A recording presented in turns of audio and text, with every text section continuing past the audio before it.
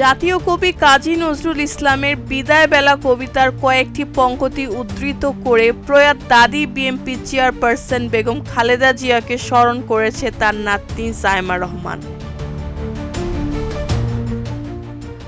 ফেসবুকে শেয়ার করা পোস্টে কবিতার সঙ্গে একটি আবেগঘন ছবি যুক্ত করেছেন তিনি, যেখানে দেখা গেছে জাইমা তার দাদি একে অপরের মুখোমুখি হয়ে বসে আছেন।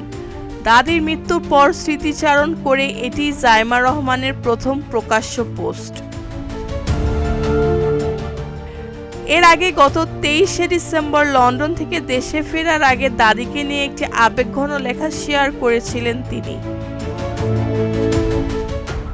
জাইমা যে ছবিটি শেয়ার করেছেন সেটি ধারণা করা হচ্ছে গত বছরের জানুয়ারির পর তোলা। ওই সময় সাবেক প্রধানমন্ত্রী খালেদা জিয়া অসুস্থতার কারণে চিকিৎসার জন্য যুক্তরাজ্যে অবস্থান করছিলেন।